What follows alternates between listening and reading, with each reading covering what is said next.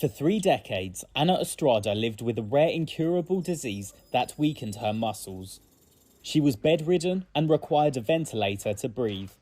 The Peruvian psychologist died by euthanasia on Sunday, after a lengthy court battle ended in a landmark ruling allowing her to end her life with medical assistance, her lawyer said.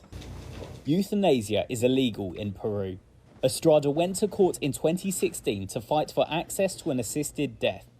6 years later, in 2022, the nation's Supreme Court confirmed a ruling that gave her an exemption to end her life. While the Supreme Court did not legalize assisted dying, it exempted the doctor who supplied the drug to end Estrada's life from any punishment. Estrada spoke to Reuters months before the landmark ruling. I had never imagined that I was capable of doing this.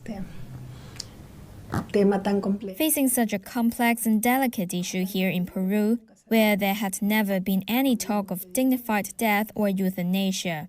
So I feel proud. I feel happy to be accompanied and supported by so many people. Euthanasia is illegal in most countries, including Peru, a deeply Roman Catholic country.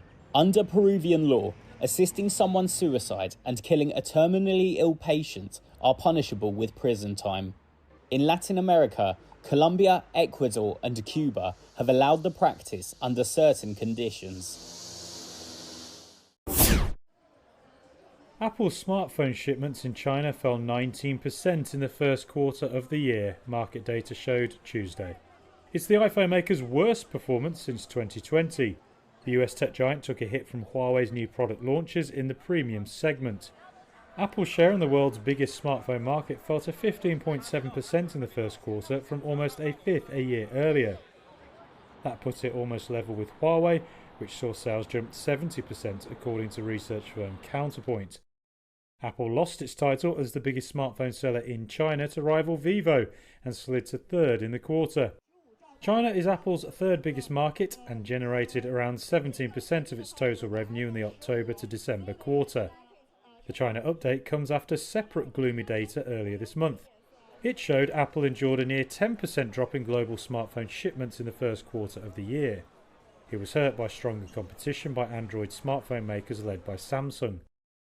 The South Korean firm also took the top phone maker spot from Apple in the opening quarter. Last week, Huawei released its Pura 70 series of high-end phones and launched the Mate 60 series in August. The Mate 60 was seen as a comeback for the Chinese company in the high-end market. It was also described as a triumph over US sanctions on the company, as the handsets contain an advanced China-made chip.